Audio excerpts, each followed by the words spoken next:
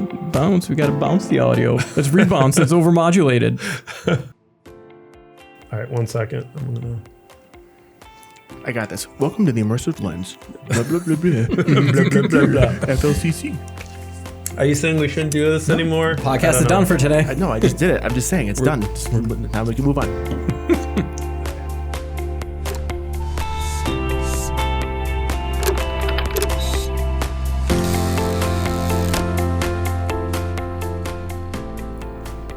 Welcome to the Immersive Lens, the podcast exploring the technologies reshaping how we live, work, and learn. From AI and virtual reality to creative media and design, we're diving into the tools and ideas shaping our connected world.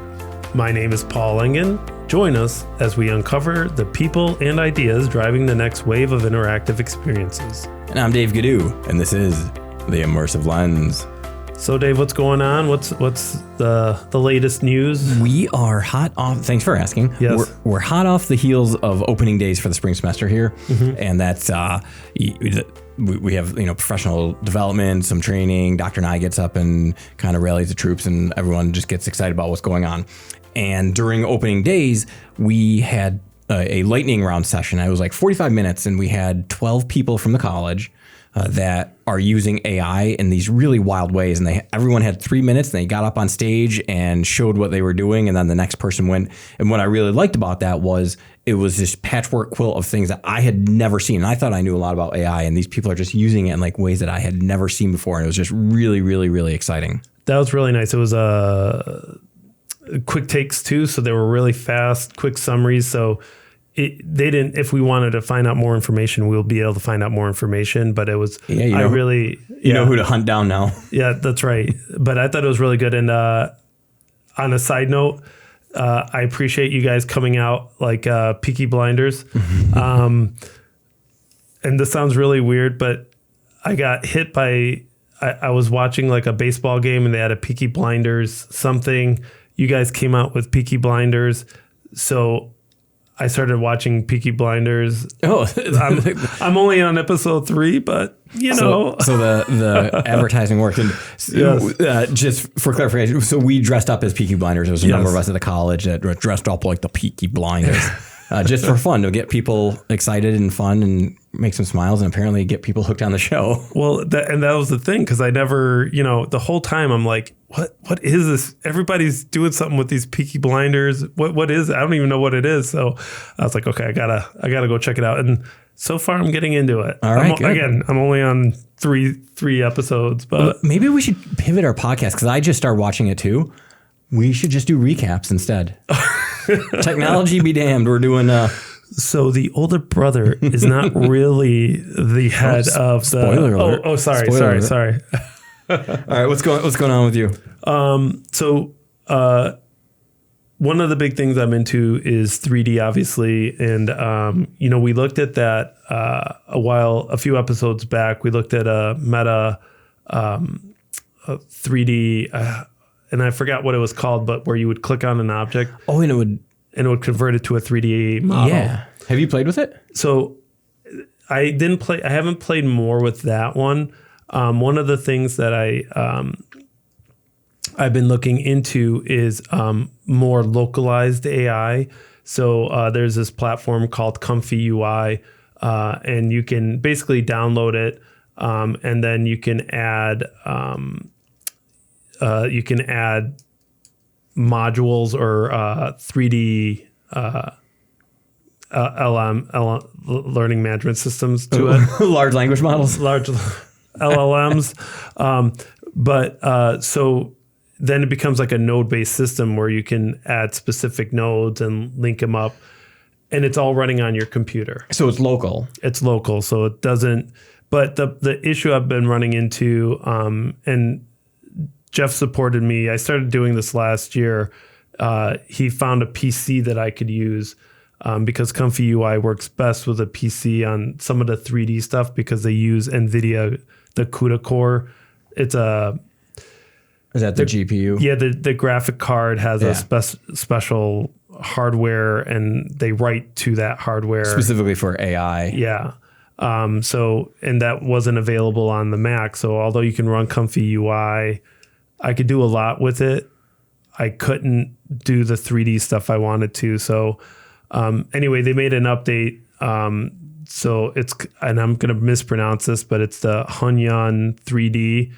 They is that the model they use? Yeah. Okay. They have a new version of it, and it's pretty cool. And the meta was Sam 3D. So is this the same thing where it just helps you create 3D models out of an image or a video? Yeah. Okay. From a 2D object. So that's awesome. But the cool thing about this one is that it allows you to create, so I can put, you know how we talked about a turnaround of a character so you can get the different angles of the character? Yeah. So now what I can do is I can use like Nano Banana, get a turnaround of a 2D character. Then I can cut it up, put each of those into this this node, and it will have all 4 views. So it'll have the side, front, back, and then it'll create the 3D from that. And then, so once you have that, then you can do whatever. You can put it in Blender or Maya. Yeah, or Maya. I can bring it in, I can rig it, and then I can animate with it. So I'm no longer having to do a full model. And it's not completely clean yet. It's very dense mod, so it's very it's not ideal for animating. It's more for like, I could do a quick 3D print of my character. So I'd have to refine it to clean it up a little bit more, but boy, oh boy, is it better than like the dark ages of 3D modeling. Oh yeah. Yeah. Like I'm excited to see where it's going. Again, same with the Sam 3D. It was like, I can see this being a touch. Like at some point you'll be able to touch on a photo, and you can already do it with the Sam 3D with Meta, but have a good quality 3D model if that makes sense. Yeah. And one thing that makes me think of is this Google Genie 3, which is it's a large language model. So instead of Nano Banana generating images or Veo generating video, this generates a 3D world. Oh. That you can like walk in if you have like your 3D goggles on. So I wonder if like now you're stacking these so you can create those 3D images and then bring them into this world and make video games. So like dummies like me who can't use any of the stuff that you're talking about can now make 3D images pretty easily, almost free. Yeah. And even with the Sam, I just went that Sam 3D. Yeah. I just went, and you can actually download, I'm assuming it's open source. You can download the Sam 3D models. And probably, I would think they probably have a Comfy UI plugin that you can add. I wonder, I don't know. I haven't looked into it enough, but the simple fact that you can download this and run it locally too is pretty cool. Yeah, so making 3D models. I wonder what, this will probably have some sweet implications for, say, marketing or other industries too, right? Oh yeah, and you'll be able to do, I mean, like they already have the rotoscoping and all these other things that you can do with it, but just the simple fact that you could take something that is 2D and it first interpolates what's behind it, around it. Like it's just, yeah, that's wild. It's mind blowing as far as that goes. What else have you been up to? Is there? Yeah, there is just some big news. I just want to say real quick that the Princeton Review, which is an SAT review company, I took their course when I was in high school, and they theoretically make you perform better on the SAT. They just teamed up with Google Gemini, and now you can go to Google Gemini. I tested this earlier today. I said, I'd like to do some math SAT questions. And it gave me 3 questions, one at a time, that were actually from SATs. And the nice thing is you can do this whenever you want. So if you're studying or if your kids are studying for the SAT, you can say, sit down in front of Gemini for 20 minutes and do 10 math questions. And then it will serve these questions and we'll give them the results. And now the AI part is the results. So decrypting or kind of like deconstructing why the right answer is the right answer or the wrong answer is the wrong answer, and it has hints. So it's teaming up like a known knowledge base, a huge knowledge base of Princeton Review with Google's LLM to provide that interaction. It's pretty sick. That is really, that's really neat. Yeah. And so it's basically it's a free tool to study for the SATs. Yes. So you can literally type into Gemini to start a new chat and say, I'd like to study for the SATs, or I'd like to take the SAT. Something, as long as you have the SAT keyword in there. Because I tried a new chat and I said, I'd like 3 questions about Python. And it did not go into like this SAT mode where it was one question at a time and a guided tutor. So it's like an activation phrase. Oh, that's interesting. Yeah. And it's all accurate, right? The assumption here is that they were training on the actual Princeton, the test banks. Yeah. So it's not going to be like someone is like, making it biased one way or the other. Well, I mean, as biased as those questions might be to begin with. But true. But if I wanted to like, muddy the waters and I start putting content out there that's not accurate and it's training on it, Yeah, this is just trained from the Princeton Review, the sanitized database.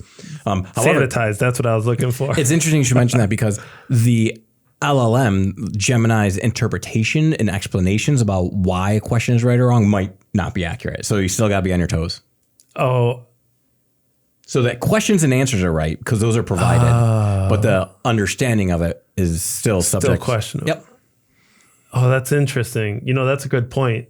So it might give the reason as to why this is the answer, but that might not be correct. Yes. And however, I do think, so I took the Princeton Review and in the 1900s, that course was like $550. It was really expensive. Yeah. It's probably 3 times that right now. So, and this is, it's everyone has it. Anyone can sit down in front of a computer right now. All you need is a Google account, go into Gemini and take SAT practice questions and it will tell you what's right and wrong. That's awesome. Yeah. A low barrier entry to Yep. studying. That's awesome. Yep. Very cool. So what's our topic today? What are we going to kind of dive into? We will be talking about chatbots. Awesome. Can you please explain what a chatbot might be? Yes. So the canonical example, something that most people have probably experienced, is when you're surfing the web and you land on a company's website and a little box pops up in the bottom right, usually, and it says, "How can I help you?" or "Do you have any questions?" And you type something in and it will give you answers. That's a chatbot, and they've been around for a long, long time. But with generative AI, it's a lot better and a lot easier and a lot more accurate to use. So you can create your own and just to use for yourself. And I'll give you an example. Okay. So because we talked about accessibility, because we are kind of going through all our old content and make sure it's accessible. I had mentioned last week that, I have a chatbot where I can just upload my image and it will just spit out the alt tag. And so a chatbot is, and you can make them in Google, and if you have Google Gemini, it's called a gem. And if you have ChatGPT, it's called a custom GPT. And by default, they are yours. You can share them. If you have the paid account, you can share them so other people can use them. So when you go to make one, you give it instructions, and it can be as specific or as inspecific as you like. And like any other thing with prompting in AI, the more specific you are, the better off you are. So I went right into Google Gemini and I said, hey, I want to make a gem and I want it to be an alt tagger. So you give it a name and you can give it a cute little icon. So when it's in like your left nav bar, it even has an icon there. And I gave it a pretty robust prompt, actually. The prompt is probably 3 or 4 or 5 paragraphs, and it's very structured. It has a very rigid set of instructions. It says, ask the user for an image. The user will upload an image. And then my instructions are scan the image, give a very verbose, and I'm not reading the prompt because it's many paragraphs long, Right. But give a very verbose description of it for alternate text in HTML. And I did give it specific instructions because sometimes it will do 2 or 3 paragraphs, which is fine. But you can't have line breaks in some versions. So I was like, make sure instead of a line break, you do the vertical line, like the pipe is what it's called. So I gave it some descriptions. And by the way, that's another good example of why you need that like human in the middle that understands like, if there is a blank line of text, not every website is going to accept that. Right. And so now whenever I'm generating text or alt text, I just go to this gem and it's very transactional. It just expects me to upload one image and then it will give me the code, the alt text for it. So can you upload an image and just read what the alt text, like, do you have an image of yourself or can you upload an image of our podcast and see what it says? I'm just curious to see, like, what I'll tell you what, that's a good idea. So I'm going to go to our website right now, theimmersivelens.com, and I'm going to go to the About Us page because it has pictures, and yours is the first one to pop up. So I'm going to, let's see, I'm going to save that image as, and I'll call it Paul. Now I'm going to go to Gemini, and I'm going to upload the file and upload that. Okay. And while it's kind of computing, I just want to mention that the utility of this is meant to be transactional. So unlike other chats that kind of keep in memory, this is stateless, which means it does not remember from today when I use it to the next time. So if I come in tomorrow, it doesn't know or care that I uploaded Paul's image today. Right, in the chat, but not in the initial setup of the gem. Correct. All right, here's what it says. A head and shoulders portrait of a middle-aged man with short dark hair smiling warmly at the camera. He is wearing a light purple button-down collared shirt and is positioned in the center of the frame. The image is presented within a hexagonal border, creating a geometric frame around the subject. The background consists of dark brown vertical curtains or drapes that are slightly out of focus. The lighting is soft and even across the man's face, highlighting a friendly and professional expression. Wow, that's really good. Yeah, it's really good. That's very detailed too. Holy smokes! Yeah. And maybe in the show notes, I'll actually put the prompt that I used. Okay. And it is important to note that you can edit the prompt once it's been made. Okay. Yes. So that's one example of how I would use it. That's really cool. Can I mention that when you told me that we were going to do this chatbot topic, I created my own gem. Did you? Okay. What's your gem do? So use Google Gemini. So it's your gem. I use Google Gemini, and I said, you know what? My web dev class usually has lots of questions around. This is the web development, like making websites? Yeah, just the foundational. So HTML, CSS. And, for those who aren't web developers, small things like folder structure and understanding that there's a linking between one item or another. That's tricky, right? Yeah.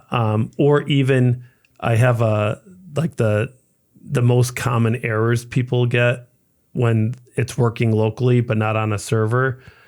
It's like it's naming convention. Yep. It's case sensitivity. It's the stuff that's like there's no curb appeal. No one cares about that, but it's so important. No, because they'll be like, Paul, it's working on my desktop. But then it's not on the server. And I go, the other most common one is, did you move the files over? And, but if they address those three things, it usually resolves most of the issues. Okay. So what's your gem do? Does it solve this problem? So I just started it. Okay. So I have some questions for you about it. We're doing a live diagnosis? Yes. Okay. Yes. So for instance, I uploaded a few things and I have a certain folder structure that I want with my gem. Okay. So I want it to have like an exercise folder, a project folder, and inside of those folders, I want specific things. Is this for their portfolio or is it? It's just so they can build their homepage. Okay, gotcha. So when they're building their homepage, they need to have a certain folder structure. Yeah, and the folders are the same as kind of like a subpage. So if you go to if there's an About Us, that's a folder or right. projects. And then in that, there's another HTML or whatever. Gotcha. But it was really cool because I uploaded a video that I created for them. And it actually went into the video, saw the folder structure. Oh, no and everything. way. Yeah. So then and the cool thing about these chatbots that I'm realizing is people type in their questions, but I literally just hit this mic and I just said, what type of folder structure do I need for this class? So this is meant to be a resource for your learners so that they understand, like if they have a question about folder structure, instead of emailing you, yes, they just go to the chatbot. They just go to the chatbot and they'll be able to look at the folder structure now that they ask the question. And similar to Notebook LM, the content is mostly bound to what you upload? Correct. Okay. And so that was one of the things that I wanted to ask you was I saw that there was a Notebook LM option when I was creating the gem. So the Notebook LM, and so I tried to find this privacy, the privacy around using gems. Mm-hmm. And it seems like what they said is that these gems are actually private Unless they're shared, or but they're not necessarily trained on. So they take some information, but their models aren't trained on what I upload. Does that sound accurate to you? I don't. No comment. Okay. I don't know what the privacy is for those, and I know that they change from time to time and from service to service. So I don't want to give any advice. But generally speaking, when people say, "Oh, we gotta be careful," AI is training on what you type in. It usually is training on sentiment, not like content. And that's because I was trying to read up on it, and it sounded like it basically said that. Obviously, it said you still should never upload any personal information, but it was one of those things where it said that it wasn't going to train on my videos that I was uploading. Does that make sense? Yeah. And then I realized like Notebook LM is a closed. Yeah, it never trains. It never trains. So technically, I could upload everything to Notebook LM and then link the Notebook LM. To that's a life hack right there. Yeah, right. And then this way, and then I can get the embed code for this, and I'll put it in my Brightspace. I don't think you can embed a chatbot. Oh, I could have swore there was an embed. Unless they change things, and that's one of the things where you would need an API, and you can still do it. There's a level. It's not difficult to do, and Gemini would walk you right through it. Right. But I think at that point you're looking at paying like a little bit of money and having the API because someone's got to pay for that compute when it's a little bit larger scale. When it's being used. Okay, that makes sense. Because I was using the Google. I was using Google AI Studio, and then I saw that there was embed options. So maybe it's just different. If you're using AI Studio, you might be bound to different things because that's for developers. Yeah. You might still need to get an API key, but I think those are free. Yeah, that is what I did see that. Okay. I did see that. So what else have you seen as far? So first of all, I'm really excited about this. That's good. It's going to save so much time and energy and sanity for you, right? It is. And I have this bigger picture that I'll tell you about after you give me a little bit of information. So come back to me, but I want to tell you where I picture this, and I thought it was a cool approach. So. Yeah. Well, let me give you two or three more examples. Yeah. One fun one that you can all do at home, and you can do this if you have ChatGPT, make a custom GPT or Gemini, is just do a Gen Alpha speech to text converter or text to some kind of interpreter. So you can type in the language and the vernacular you're used to, and it will spit that out in Gen Alpha speak. Oh, did you create one? I did create one. There's a link in the show notes. Oh, I will put a link in the show notes too. Oh yeah. Can you?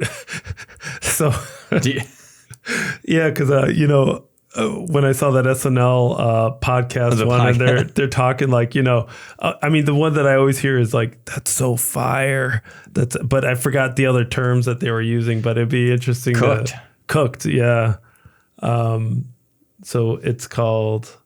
I call it the Gen Alpha translator. But this is a great place for people to start with at home because your prompt can literally be something very simple, like take the text the user inputs and convert it to Gen Alpha speak. And you don't need to define it because some knowledge of the internet, Google has a good perspective of it, and we'll do that. So that's a nice, easy one to get started. More practical uses are you could, and I did this too. I uploaded the FLCC branding guide, which is available online. Mm-hmm. And so now when I'm doing things in Brightspace, I'm like, oh gosh, what's the hex code for that green?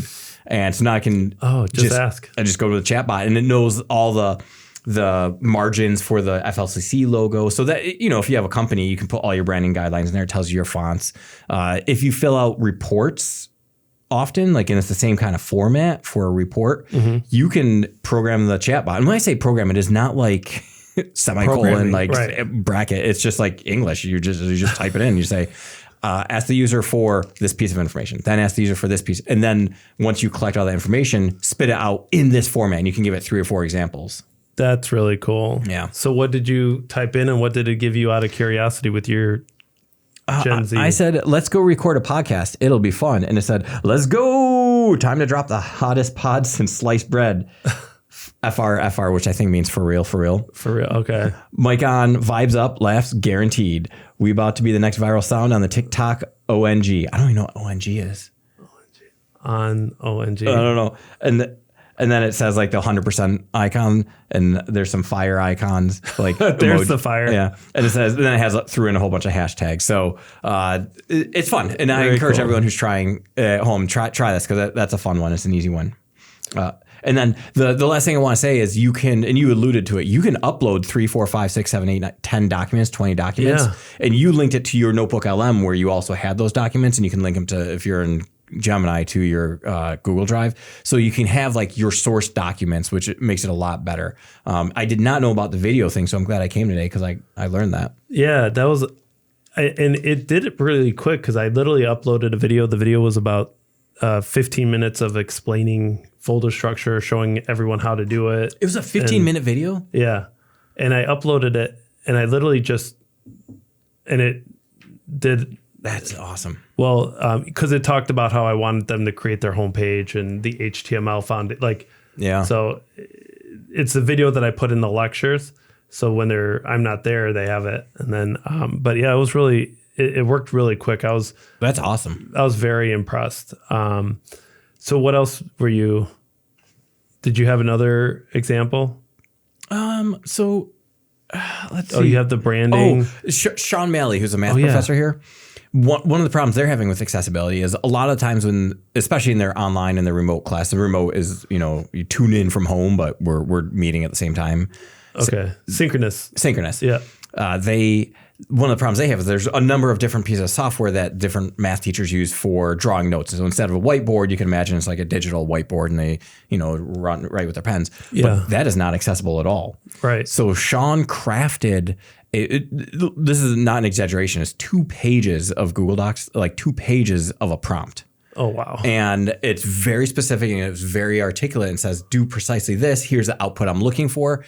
And the end result is now there's this prompt, and you can upload a PDF of like whatever your notes were, and it will turn it into, or it could be images. It will turn it into an accessible document. Oh, that's great. So it'll actually describe what is happening. So it'll say like there is a triangle. Presumably. I don't know. And I don't know this math. The math is hard. One of the things and so this is a good example. So when I was doing alt tagging before, I would always just start a new text or a new chain, or I go back to the same one. But making the chatbot gives you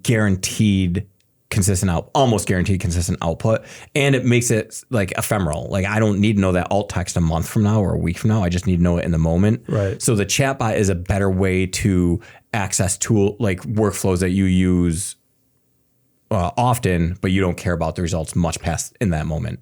That's very cool. Yeah. I'm definitely going to explore it a little bit more. I like that you're using it as like a help bot for your learners. That's awesome. Well, and that's where I might have mentioned this to you before, but I envision in my world of worlds is that I'll have a VR setup where we're going to do a multi-camera shoot virtually. So people will be able to log on with a VR headset. And let's say somebody is in New York, somebody is in California, someone is in London, but we're all logging on with the VR headset at the same time. And we're in a green screen studio. And then there is a chatbot of me always in there. Oh. So when they are in there, there's like a lab time. You can answer questions. And then he'll be in. So we're doing it tactile with like typing, or I'm using the mic, but there would be no difference in it being a live mic with my 3D character. I feel like such a chump. I'm like, I can convert my words into Gen Alpha, and you're like, I'm going to make a 3D environment where I'm omnipresent and can answer questions 24/7. That's right. And then Jeff doesn't know it, but I'm going to create a 3D Jeff. So if they have a technical question about the equipment, so take that, Jeff. And you can use the Sam 3D or the Hunyan 3D too. That's awesome. Jeff is a good character. I found a 3D scanner with a phone, and I said, do you mind sitting in this chair? And I literally spun him in the chair to get all the photos. Yeah. And then it created a 3D. That's awesome. But obviously, again, it's cloud-based. very complex. Yeah. Not really doable as far as that goes. So tell me, I know you've been looking at like some of the darker side of chatbots and some of the negative press. Yeah. So it was interesting because when you told me about chatbots, the first thing that I was thinking about was the character AI chatbots. And the character, that was a company, right? Is a company? Yeah, it's a company that creates synthetic characters that you can engage with. And what happened, unfortunately, is a 14-year-old boy started getting emotionally attached to this AI character that was created, and there weren't guardrails in there. So when the kid talked about ending his life, and I don't know all the details, but basically the chatbot said, you should do it. Oh, that's tragic. Yeah. So there's a lawsuit that the mom obviously had against them in 2024. And I think there's a bunch of these cases that are coming up as far as that goes. So I think Google has a licensing deal with them. But they may have acquired them even. I don't know. Yeah, I'm not. I remember you reading about that, and I was like, "This is tragic." And it's not certainly the first death ever from like social media or AI, but it was a tragic story. Right, and I think that it's interesting because they're trying to respond to it, but the problem is they're responding to it too late. And you mentioned this. You said the thing with these chatbots it seems anyway, that the AI companies are trying to add these guardrails quicker. Yeah. Oh, yeah. In comparison to social media, Instagram, things like that. And when you said that, I was like, wait a minute. I think there's currently a lawsuit with with 1,000 U.S. school districts against social media, Meta, TikTok, Snap, and YouTube. Yeah. About the mental health crisis that they've created for the youth of America. And this is like in litigation or pending right now? This is fresh. It's like 2026. It just happened. Yeah. So it's against TikTok, Google, Meta, who owns Instagram and Facebook, and then Snap Inc. And it's all these school districts that are,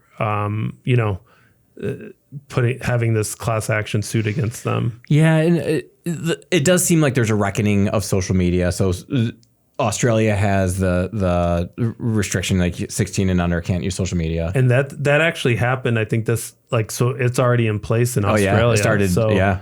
If you don't have Verify ID that you're 16, you cannot get on any social media at all. And I think there will be some unintended consequences too. So social media that don't play by those rules will probably get an uptick in users. But generally speaking, I think every school district that's done that with no cell phones, or countries that have done social media bans or restrictions, I think it's a net positive.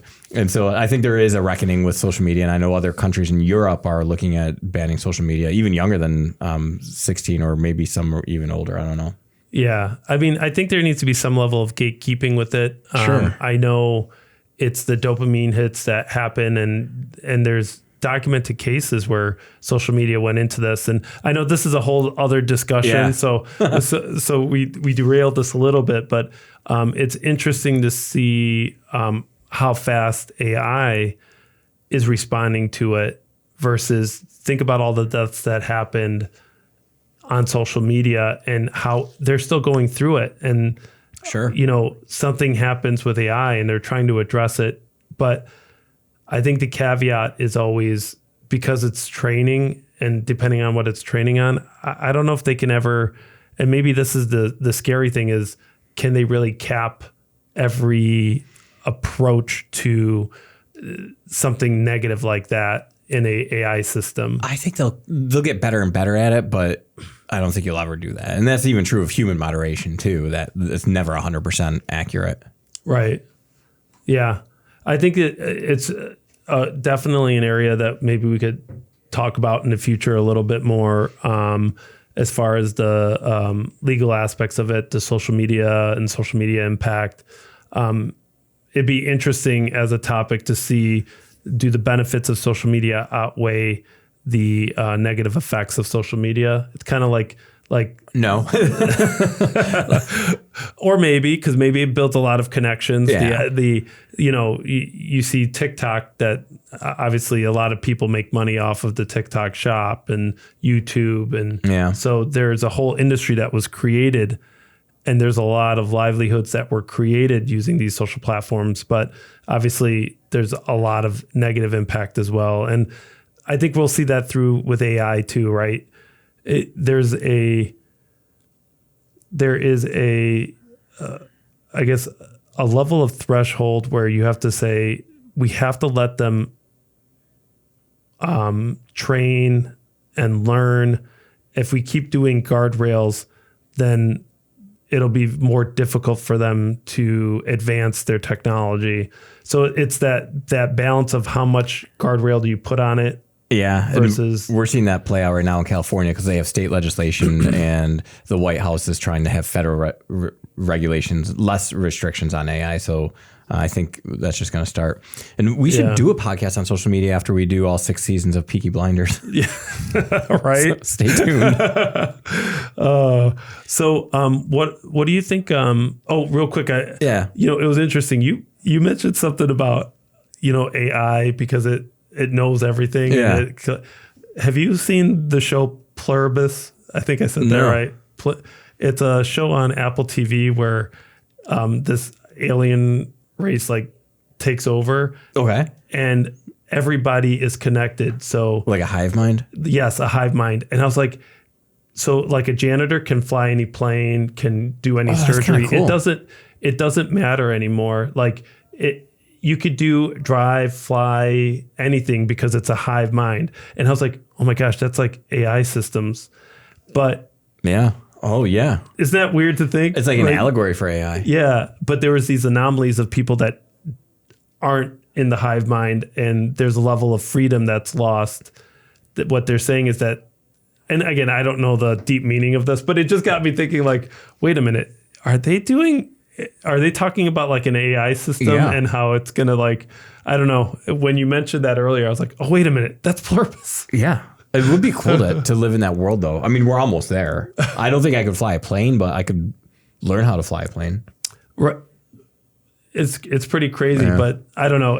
Anyway, I sidetracked that. So let's talk about how do you think people could use this, let's say not in education or in someone that is not in education, what would they use it for? Business owner or sure. for gems or chatbots. Custom GPTs. If you have a huge corpus of, say, like policies and procedures, and you have people asking you questions, I would use that. Or you might even be able to kind of approximate some AI like agential workflow, say for human resources. And I'm not suggesting it's a good idea to screen resumes with chatbots, but that's the type of activity you could do. Maybe writing resumes with a chatbot, because you can really prime it with these it all boils down to your prompt. Right. But it basically anything that you are doing that is a task that you typically require AI for, this is a great, and you don't need that legacy information. You don't need it to be recalled time after time after time. Then this is for you. Because like I said, for me, I think I'm going to really start using it in regards to what are the frequent questions that people ask, and start building a knowledge base around that. So this way they can always email me, but they could always, and it's specific to the task that I want them to do. I think that's one thing I realized that I liked it so much is because if you ask, if you go to ChatGPT right now and you say, what's the folder structure that Paul likes in this XYZ, it won't know. Yes. Right. So I can give it specifics. You can train it on things it hasn't been trained on. Right. Yeah. And it would kind of be cool too. And you can set it up to also be interactive. So for instance, you could train it on, say, everything we know about Abraham Lincoln, all the letters, the diaries, everything, all his autobiographies. And then you can have people have conversations with Abe Lincoln, which is kind of cool. That's really cool. Yeah. But I was thinking, say for your, and we've talked about your capstone on this podcast before, you could load it, like train it. When I say train it, I just mean like load it up with like PowerPoints, anything over the last 10 years, all the capstone projects that have been submitted that have gone on to be selected. And so now you have an ideation partner. So you can give it to your learners and say, hey, this has like, start ideating, because it might be able to kind of extrapolate and kind of make some connections there. Speaking of capstone, we had our first capstone today, and they each threw out 3 ideas. It's gonna. All right. We're narrowing it down. That was done without a chatbot, ladies and gentlemen. No, it was free form thinking. They had to step out of the room for a little bit to get some ideas. But all right, that's awesome. Yeah. So as far as the tools, we're talking Gemini with gems. We're talking ChatGPT. And I just went to ChatGPT, and it looks like there's a GPT section. And it looks, so these are all considered chatbots. Yeah. So you can, if you publish them, it's kind of like the App Store. You can search and you can like go through there, and they're getting pretty robust. But and I've played with some of them, but a lot of times I kind of like, and you can't see the prompt, you can't reverse engineer it, unfortunately. Right. So you kind of never know what you're getting. Although generally speaking, they're usually pretty good. Yeah, if they're up here, I assume that they're being promoted as a top chatbot. Yeah. Or GPT. And I don't know if it's popularity. I don't think they're vetted anyway. So you can create your own GPTs. It seems like it'd be great for things that you have, if a lot of people have questions on, or I like your idea of even making things quicker. So for instance, if you frequently use branding, rather than having to always go to the brand guidelines, you could just upload everything into Notebook LM, put it into here, and then just do a search for, what's the logo? What should I use in this situation? And it'll just spit it out. So you're not doing a search for it anymore. Yep. So it just expedites the production. Yeah. And for the branding example is a nice example because it's easy to apprehend, but it's actually, I mean, that branding package for FLC is only like 5 or 10 pages. Yeah. But if you had 1,000 pages, searching is almost like, how do you even do that? But And I am looking at ChatGPT right now. If you look at the previous ones, you can actually see the ratings on them. So people can rate them. So there is some type of vetting for different chatbots. Yeah. And there's a lot of, speaking of branding, like I'm pulling up, no one can see it, but I'm pulling up the Heinz branding guidelines. And it's pretty extensive with 215 pages oh my gosh. Of branding. So like if you were doing work for Heinz, for instance, you know, in the biz, they used to call it a brand champion. So like when we were doing work with, at the time it was Red Hat. Yep. We had to actually go through a branding course with the branding team, become a branding champion. So then when we're working on the content, there's a branding champion that is responsible for making sure the content that is produced, and it's everything. When we talk about branding, it's not just the visual, it's the tone of the text, it's the picture, it's the logo, the and colors, the margins, and it's pretty extensive on a lot of these things, and so you basically have built a brand champion chatbot. That's but very cool. So I think that's all the time we have today. I think we've uncovered a lot of areas that we're going to have to talk about in the future. But my name is Paul Engin. And I'm Dave Ghidiu. If you enjoyed today's conversation, be sure to subscribe so you never miss an episode. Let's be careful out there, folks. And share it with a friend, colleague. Until next time, stay curious, stay connected, and thanks for looking through the Immersive Lens with us. This episode was engineered by Jeff Kidd or Hugh Laird. I don't know if he's still in the booth, but I saw him there earlier today. Yes, they've been both helping set up I think the quality is getting better on the setup here, so I'm very excited because thanks, guys.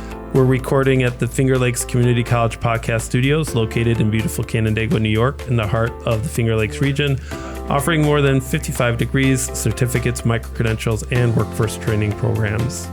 Thank you to the FLCC Global Worldwide Headquarters of Public Relations and Communications, Marketing, and the FLX AI Hub.